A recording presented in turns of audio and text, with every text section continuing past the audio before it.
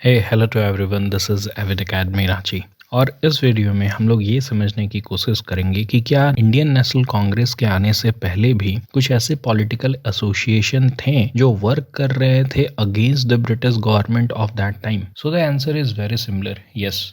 ऐसा नहीं है कि इंडियन नेशनल कांग्रेस की जो स्थापना हो जाती है वो अचानक से हो जाती है। बहुत सारे ऐसे ऑर्गेनाइजेशन पहले से काम कर रहे थे in the direction of administrative reform, in the direction of association of Indian with the administration. Indians की भी तो ज़रूरत है एडमिनिस्ट्रेशन में। ये सारे मुद्दे जो हैं वो पहले से बहुत सारे ऐसे ऑर्गेनाइजेशंस थे जो उठाते हुए आ रहे थे, चाहे वो simple he question spread of education को लेके ही क्यों ना हो। तो हम लोग यही छोटे छोटे जो ऑर्गेनाइजेशन थे जो एक बेस देते हैं इंडिया में इंडियन नेशनल कांग्रेस की स्थापना करने में, उसके बारे में थोड़ा सा हम लोग इसमें समझेंगे। सबसे पहले we are starting with the political association in Bengal. Bengal एक गढ़ हुआ करता था जहां पर पॉलिटिकल थिंकिंग सबसे पहले एरोज हुई थी, और यहीं पर कुछ ऐसे ऑर्गेनाइजेशन पनपते हैं जो कि बात करते हैं इंडियंस की, जो बात करते हैं एक्सप्लॉयटेशन ऑफ बंगाल की, जो बात करते हैं exploitation of entire India by the Britishers. और अगर आप पॉलिटिकल एसोसिएशन की बात कर रहे हैं या रिफॉर्म की बात कर रहे हैं, उसमें राजा राम मोहन रॉय नहीं आए, ऐसा हो नहीं सकता है। तो 1836 में राजा राम मोहन रॉय के जो एसोसिएट थे उन्होंने द बंग भाषा प्रकाशिका सभा की स्थापना की थी, और ये एक पॉलिटिकल एसोसिएशन था बंगाल का, सबसे one of the earliest political association था। पर एक बात समझना पड़ेगा, ये सारे जो भी कांग्रेस के पहले का ऑर्गेनाइजेशन थे उनका जो कैरेक्टरिस्टिक था वो वेल्दी फैमिली से था, वो एरिस्टोक्रेटिक एलिमेंट्स रखते थे, उनका जो प्रभाव था वो लोकल था, रीजनल कैरेक्टर था उनका। ऐसा नहीं था कि उनका जो प्रभाव था वो व्यापक था। फॉर एग्जाम्पल, जैसे कि बंग भाषा प्रकाशिका सभा का प्रभाव ज्यादा से ज्यादा बंगाल, बिहार और उड़ीसा में होगा। ऐसा तो नहीं है कि इसका प्रभाव आपका बम्बे और मद्रास में होगा। बट यहाँ पर यह देखने को मिल रहा है कि पॉलिटिकल ऑर्गेनाइजेशन का स्टार्ट होना शुरू हो चुका है। 1850 के पहले दो और ऐसे ऑर्गेनाइजेशन थे जो बाद में जाके मर्ज हो जाते हैं और ब्रिटिश इंडिया एसोसिएशन कहलाते हैं। Let me tell you the entire story. एक जो ऑर्गेनाइजेशन है उसका नाम है द जमींदारी एसोसिएशन, जिसको कहते हैं लैंड होल्डर सोसाइटी। ये जो जमींदारों का एक ग्रुपिंग है, इसका मेन एम है सेफगार्ड करना इंटरेस्ट ऑफ द जमींदार इन बंगाल। क्योंकि ब्रिटिशर्स जो थे ना वो सिंपली कोई एक को एक्सप्लॉइट नहीं करते थे। ऐसा नहीं है कि सिर्फ और सिर्फ वो पीजेंट को ही एक्सप्लॉइट कर रहे हैं। एक चीज में उन्होंने कभी भी कमी नहीं की है, उन्होंने सब कोई को बराबर ही प्रताड़ित किया है, चाहे वो लैंड होल्डर्स हो, that is the landlords हो, चाहे वो रूलर्स हो, चाहे वो गरीब पीजेंट हो, चाहे कोई भूख से मर रहा हो, सब कोई को बराबरी से उन्होंने मारा पीटा। तो ये चीज मुझे ब्रिटिशर्स की काफी अच्छी लगती है कि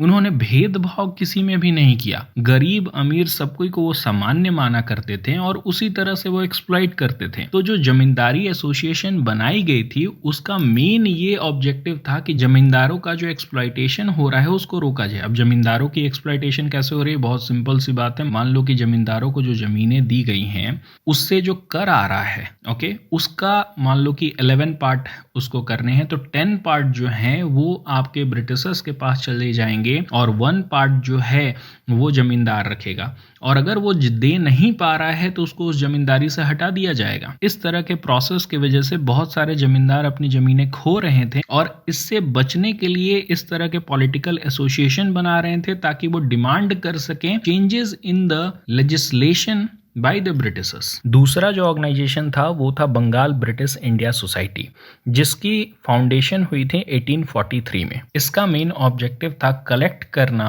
और ये इंफॉर्मेशन को चारों तरफ फैला देना, या फिर ब्रिटिशर्स तक ये इंफॉर्मेशन पहुंचाना कि एक्चुअल कंडीशन क्या है ब्रिटिश इंडिया में लोगों का। ये दोनों ऑर्गेनाइजेशन जो थे, द जमींदारी एसोसिएशन जिसको लैंड होल्डर सोसाइटी भी कहते हैं, और the Bengal British India society को मर्ज कर दिया गया 1851 में और बनाया गया ब्रिटिश इंडिया एसोसिएशन। बनने के बाद ब्रिटिश इंडिया एसोसिएशन ने कुछ डिमांडें भेजी ब्रिटिश पार्लियामेंट को, और उसमें से कुछ डिमांड को एक्सेप्ट भी कर लिया गया चार्टर एक्ट ऑफ 1853 में। लेट मी टेल यू उन्होंने डिमांडें क्या भेजी थी। बहुत ही सिंपल डिमांड जो अभी हमारे पास हैं, जैसे कि एस्टेब्लिशमेंट ऑफ सेपरेट लेजिस्लेचर, एक सेपरेट लेजिस्लेचर बना दीजिए जिससे कि कानून पारित हो सके। दूसरा था separation of executive from judicial function, कार्यपालिका को आप न्यायपालिका से अलग कर दें। तीसरा जो पॉइंट है, reduction of salaries of higher officers. Higher officers को जो सैलरी मिलती थी उस समय वो बहुत ही ज्यादा मिलती थी, ऊपर से वो लोग करप्ट हुआ करते थे, तो ऑफ कोर्स ये भी डिमांड था कि हायर ऑफिसर्स की सैलरी को कट किया जाए। और फोर्थ था एबोलिशन ऑफ साल्ट ड्यूटी। आप जो नमक जैसे चीजों के ऊपर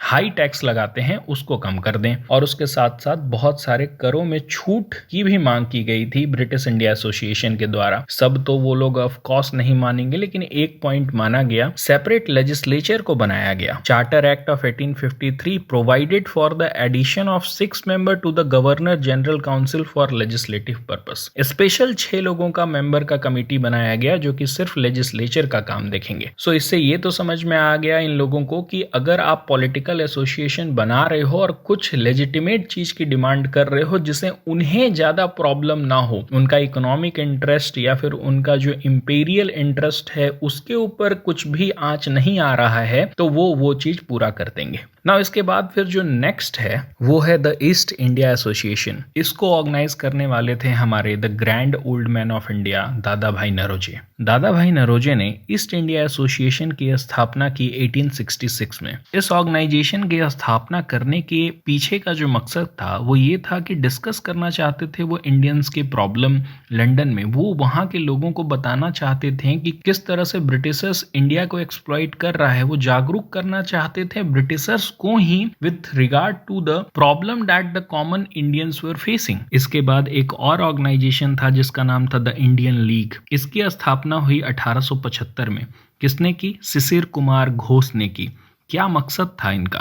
इनका मकसद था कि नेशनलिज्म, जो राष्ट्रवाद की भावना है, वो लोगों तक पहुंचाई जाए। वो इनकरेज करते थे कि आप पॉलिटिकल एजुकेशन ले, आप समझें कि आपके प्रति क्या कर रहा है ब्रिटिशर। जब तक ले आपको इक्वलिटी का मतलब नहीं समझ में आएगा, फ्रीडम का मतलब नहीं समझ में आएगा, आप उसी तरह से शोषित होते रहोगे। और यही काम था इस द इंडियन लीग का कि वो पॉलिटिकल एजुकेशन लोगों तक पहुंचाए। वो भारत के आम लोगों में राष्ट्रवाद की भावना जगाना चाहते थे। और 1876 में, एक साल बाद, द इंडियन लीग का नाम बदलकर the Indian association of Calcutta कर दिया गया। और इसको लीड करने वाले थे सुरेंद्र नाथ बनर्जी और आनंद मोहन बोस। ये प्री कांग्रेस में सबसे इंपॉर्टेंट एसोसिएशन बनकर उभरा या ऑर्गेनाइजेशन बनकर उभरा। और इसका भी सेम उद्देश्य था जो इंडियन लीग का था कि स्ट्रॉन्ग पब्लिक ओपिनियन बनाएंगे पॉलिटिकल क्वेश्चन के ऊपर। हम इंडियन पीपल को एकजुट करेंगे, एक कॉमन पॉलिटिकल प्रोग्राम लाएंगे जिससे कि वेलफेयर होगा यहाँ के लोगों का। उसके साथ साथ जो ब्रिटिश इंडियन एसोसिएशन था, जो कि ज्यादातर लैंडलॉर्ड पीपल का समूह था, उसके खिलाफ भी ये था, क्योंकि ये कैरेक्टर जो था वो कॉमन पीपल का नहीं था। लैंडलॉर्ड सिर्फ और सिर्फ अपने बारे में सोच रहे थे, whereas the Indian association of Calcutta का मेन मकसद था पीपल्स के बारे में सोचना, पीपल्स को जागरूक करना। बंगाल के ये सारे एसोसिएशन काम करेंगे एक बेस प्रोवाइड करने का, और उसी के जरिए जाके आगे चल के 1885 में हम लोग देखेंगे कि इंडियन नेशनल कांग्रेस का उदय होगा। नाउ हम लोगों को पॉलिटिकल एसोसिएशन इन बॉम्बे भी देखना है और पॉलिटिकल एसोसिएशन इन मद्रास भी देखना है। So in the next video you would be looking on these two topics.